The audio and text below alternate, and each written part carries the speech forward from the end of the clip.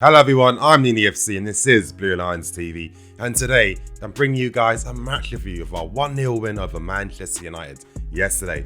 Apologies for bringing this out late, I was out afterwards and I had no time to bring it, but here it is now. And getting straight into things, you know what, before I even start anything, I have to emphasize that Manchester United made our life so much easier, and it's just typical Jose Mourinho, and in a way, thank God he's not our manager anymore. But getting into the player-by-player review, starting with Courtois, this is why I like Courtois. Yeah, I know I do talk about his distribution, passing out from the back. It can be a bit iffy, it's not as accurate, but when it comes to those vital saves, that's what he does every single time. A one-on-one save, he's always making it. He's a world-class goalkeeper. Didn't put a foot wrong in the game yesterday. He only had to be strong from set pieces he was. And that decisive save that he had to make, he always does, by the way. Did it without a T. Moving on to the back three, and yes, there's been some controversy surrounding David Luiz, but I'm going to talk about that in a later video. Christensen played. When I did say in my own predicted 11, I felt that Christensen should have started because I thought David Luiz, with his injuries, it's probably better for him. Didn't put a foot wrong at all, and this is why I emphasise why it's good to have ball-playing defenders playing out, because certain occasions, I mean, it was a good comparison to see what Cahill was doing on the ball when he was under pressure compared to what Christensen was doing as well. And Christensen under pressure was passing it out, kept his cool every single time, keeping the ball, keeping possession. And when you have a defender that does that, it helps you build attacks. I thought he had a good game yesterday. Positional sense is amazing. You know, he's the type of guy I've really wanted to do a video on where I can use footage to really show you the type of positions he takes up and just why this guy, to me, will become one of the best defenders in the world in the next few years, without a doubt. Moving on to Azpilicueta, and I have to say, this is the type of Aspi that we like, and this is that type of Aspi that gets in the team. Now, you know, Mourinho was putting Lukaku on Azpilicueta. He's thinking out of the other two defenders, he's probably the easiest one to win aerially. But this is the point I make about, you know, when you win aerial balls, it's not about just how high you jump, it's what you do with your body. Now, Azpilicueta, it's like he's like, you know, the top fullbacks in the world, you know, Ashley Cole especially, they know how to use their body to lean into an opponent, to put them off. And to be honest, that's one of the best things really to win the ball, because yeah, you can out jump someone and out muscle someone, but if you know how to put them off balance, 9 times out of 10 you're going to win the header from them. And that's what Azpilicueta was doing time and time again against Lukaku, and Lukaku couldn't cope. And it shows you the intelligence of his play, and I felt again great distribution out from the back, good tackling, good positional sense. He was getting forward when he needed to, really playing a lot of good advanced positions as well. And later on, when Conte moved into a wing back by taking off Zappacosta and bringing on Rudiger, you know, because at the time United brought on Fellaini, I thought it was a very good game from Azpilicueta. Moving on to Gary Cahill, and again with Gary Cahill, I get the misconception that people think I hate for no reason. No, it's not the case. My main point with Cahill is that I feel that he doesn't necessarily complement what we need in a back three, but that doesn't mean you're a bad player. Certain players can't play in certain positions, you know, to their best in certain formations. That's natural. That doesn't mean they're awful. That doesn't mean they're bad. Gary Cahill has been a great servant to the club, obviously helping us win the Champions League. I think he does deserve respect. But again, of course, he has good things in his game. But I think for this system, this formation, you do see some of his limitations when it comes to ball manipulation and playing out from the back. And yeah, that is important. I mean, look at Christensen, for example. If he wasn't playing and if someone else was playing over him, would the distribution be as good? And it gets me thinking, imagine if a Rudiger or a Luiz was playing instead of a Cahill. The distribution would be even better coming out from the back. And I'm hoping in the future Conte is going to notice that. Now, moving on to the midfields. And this was an interesting one because Conte did go for a 3-5-2, but this time Bakayoko was given the license to roam from midfield. Now, normally that's Kante's job to play that box-to-box role, but I feel that the reason why Conte decided to have Kante sitting deeper so Fabregas and Bakayoko could push on was because, one, Bakayoko can't do that job. You know, Bakayoko's more of a ball-winning mid, you know, defensive mid. He's not really in tune with snuffing out danger before he sees it. His reading of the game isn't there just yet, and positional wise, he wasn't taking up great positions. And at the same time, I thought he was helping to expose Fabregas, and they just weren't working as a unit together.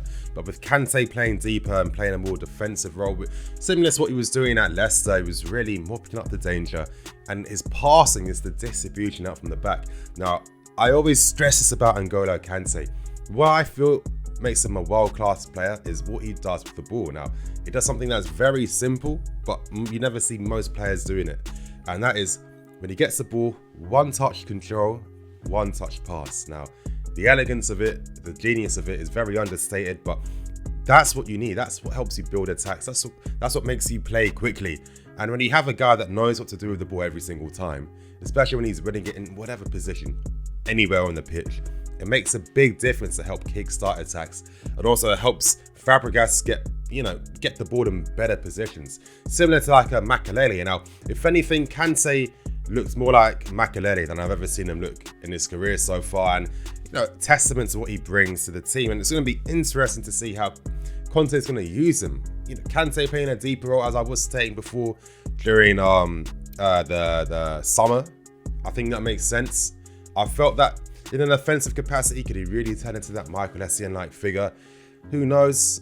But me personally, this is the type of role I'd like to see Kante in. Moving on to Fabregas. Now, I felt Fabregas had a good game. It wasn't just in terms of his passing. Of course, Fabregas is always going to play forward passes, so there'll be certain times where he might not necessarily make that pass every time, but that's not the point. It's about him attempting to make them a lot of times. But the great thing is, too, which you don't normally see on TV, is because, when you watch a TV game, the camera follows the ball.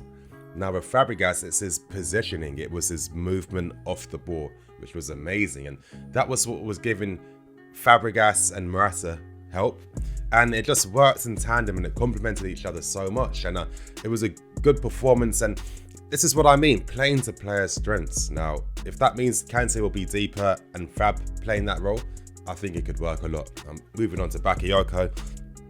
This was a much more promising game from Bakayoko. Now, it was interesting because he was given more of like a licensing, not attacking mid-role, but he was given the freedom to really push up and get in the box. And it's not something you normally see from Bakayoko, especially at Monaco. I don't think I ever saw him play similar to that, but he was given that type of tactical freedom.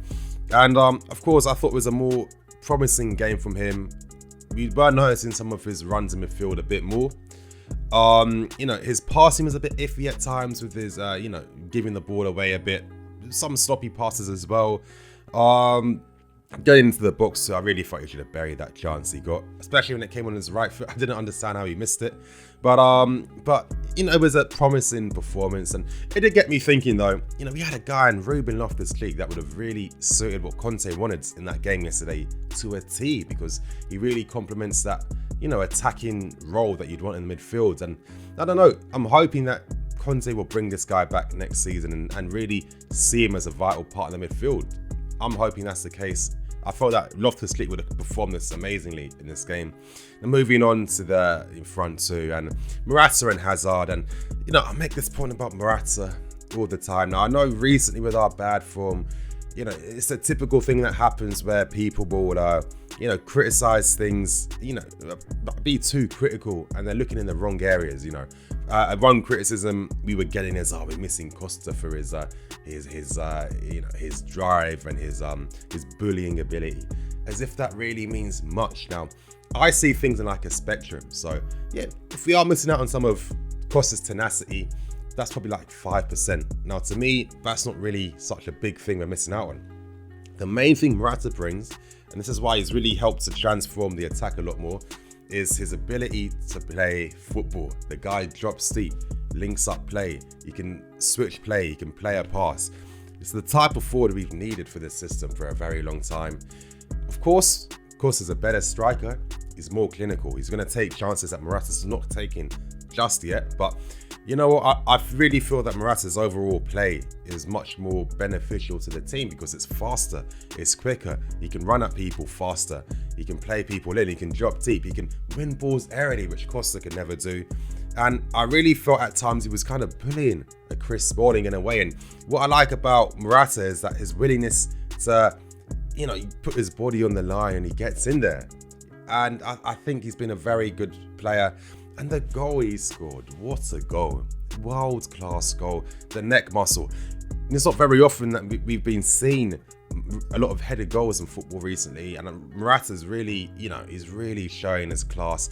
It's made me miss how much I love a headed goal, especially when it's well executed and you can see like the craft behind it. First of all, the amount of time it was getting in space between those two, Smalling and Jones, was amazing. And then, of course, the ability to direct the ball in the top corner like that and how it just floated. It didn't put any power in it. It was just placement, a neck muscle. World-class goal. At the same time, I really feel that he was one of our best players playing. For me, it was, I felt Hazard's, Morata, and I felt that Aspie was good too. They were the three players that stood out for me as well. And the other guys too, Conte and Bakayoko and Fabregas really stood out as well. But, Morata just adds a lot to the team, an overall build-up player and everything. He's a superb player. But again, his finishing inconsistencies as we're seeing, how many times one-on-one, trying to cut back, overplaying a bit too much, not taking the early shot, not using his left foot. He'll get there. If he had got a second goal, people will be raving about him a lot more.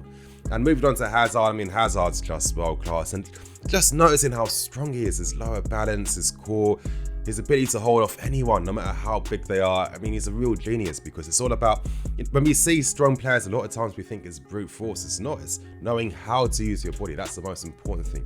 Knowing how to shield, the technique for keeping your body against someone and holding them off.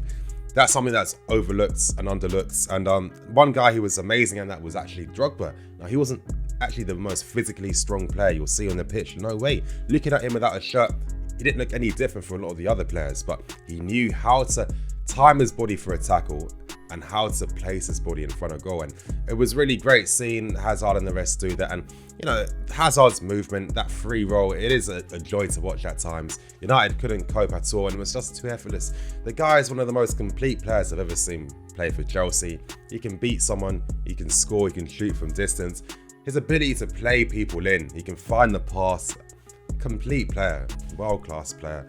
Now, again, of course, the subs coming on later too. Willian came on, didn't have much time to show anything, but of course, he helped defend with the team. Drinkwater, again, I really feel now that we've gone past this crisis of any injury issues now. It looks like we've got a full-strength team. Rudiger as well. I understood why Conte did that because, of course, United brought on Fellaini. They were having a lot of physical prowess in the box. It was good to have someone there and have Aspie out wide defending because, it'd be better that way. But like I was saying, Manchester United made this very easy for us because Mourinho did something which a lot of teams have been doing recently, and that's putting men on our centre backs to stop us playing out. Man marking our midfield players to stop with that as well. I think what helped counter that today was the fact that we had 3 in midfield, and as well as the back 5. Having Conte in there helps a lot because he's able to play out better. With Fabregas as well, made sure that we could bypass the United's press anytime we wanted. They didn't do anything really to stop our wing backs getting forward, and in a way they made this game very easy for us. Why? Because as I just stated, we were able to play out easily from the back, and it should have been more than 1-0 for sure. Honestly, some of the chances we missed were ridiculous, and one decision that really annoyed me for a while during the game was the first disallowed goal. Now, I don't understand how the referee could have given that as a push. The most nonsensical thing, it was Jones being off balance as always, doing his crazy style of defending. It was 100% him that caused the goal, and I just didn't understand how he thought that push or any contact from Morata could cause that type of fall from Phil Jones. Honestly, I feel that if he had scored that goal earlier, it would have been more than 1-0 easily because United would have been forced out. We were just bypassing them and just watching how United approach the game. Honestly, Mourinho and the style of football, I'm so sick and tired of it. Imagine spending hundreds of millions on players for what? Now, I made a tweet a while back saying, after the Liverpool game, he signs players of 40 million, 50 million. I'm thinking, with the way they're playing, what makes a 40 or 50 million pound player so beneficial to the Mourinho system, because you don't really see any of their qualities and what they bring at all. I mean, what couldn't a 20 million player do in that system that a 50 million player brings? And this is why I emphasize having systems that complement your players. Now, of course, Lukaku will probably get criticised a lot, but what service did the guy have really? I mean, Rashford was more quiet than Lukaku. He did literally nothing at all. But what service do those guys get? Every time they're getting balls, it's long balls they have to run after, or it's getting blasted at them. How are you supposed to have any beneficial means of build-up play with that style? They had no support. Valencia and Young really couldn't get forward much at all. A lot of times Bakayoko would be positioning himself wide, as well as Hazard, to try and block those channels and make it harder for them to play out from the back. And I guess Mourinho was trying to do that thing of trying to give us free possession in the out wides, and then try and force us either spamming crosses or play in front of them. But what really helped in this game today was the movement from Fabregas and Hazard. Now, in a way, it was kind of like a Man City-esque performance. You know how they have Sane and Sterling really hugging the touchlines and really staying out wide, and they have the movement of Silva and Hazard in between that you can't really pick and mark because they're interchanging, they're swapping positions. That was what really helped stop United, and that's why they really struggled to really close us down and stop us from playing, because the movement was too much, alongside the fact that Bakayoko was there as well. And how many times was he able to make late runs in the books where he was unopposed? Same thing for Hazard, Fabregas, Morata. It was very free-flowing at times, and that was a nice tactical change and decision actually for the game to really help bypass that. And I really think that maybe with this introduction of a 3-5-2, because I usually tended to think it was more of a counter-attacking system, because we tended to play off the ball a lot with it and not really assert ourselves in midfield. But that midfield of a Conte, Baka and Fabregas could actually work, especially with the movement. If we keep the wing-backs wide, that is, if we get them wide hugging the touchlines, that's going to give us time on the ball with Conte collecting it from deep, passing it to Fabregas, and the interchange with Hazard dropping deeper too as well. That frees up space for Baka to get in the books when we have to. Vice versa, Baka receiving the ball, freeing up space for Fabregas to get in the books. Vice versa, same thing with Hazard doing the same thing as well. Made for some very free-flowing stuff. So it's all going to depend on how much, how dominant we can make the wing-backs getting forward. And I think with having a 3 in midfield at times, that should be able to be the case. Now, you guys, this was a very good win. It was actually an enjoyable game. I was surprised. I was a bit pessimistic at first because I thought the approach by Mourinho was kind of what I expected it to be. But I felt that maybe Conte might be a bit negative with his approach because he's under pressure. But it was good that he didn't do that. Of course, my key for us to win games is really stopping opponents, fullbacks, wingbacks getting forward, and us influencing our wingbacks to get forward, because when we do, 8 to 9 times out of 10 we're going to win the game, and it's good to see. Anyway, you guys, this was a great win and very good performance from the team. I'm hoping the stuff with David Luiz that's been reported is going to get that's going to get sorted out. I'm not going to lie, Luiz is one of my favorite players. I don't want to see him leave the club or stop playing. I hope they sort their things out and sort out their differences. But anyway, I hope you guys enjoy this match. It'll be a bit of a long one, but there's a lot of things to talk about in this game, a lot of positive things to talk about in this game, and this gives me hope for our season as it goes. This was a very Atletico Madrid-like performance, which was very good to see. And as I was saying, reiterating, you have the wing-backs forward. That's going to give the space for your Fabregases and Hazards to play in the holes, which makes it very hard for opponents to mark. And because they're occupied in the middle, that really helps our wing-backs stay out even more and create that width that you need. Thank you guys for watching today's video on the FC. This is CLUELESS TV. Sayonara.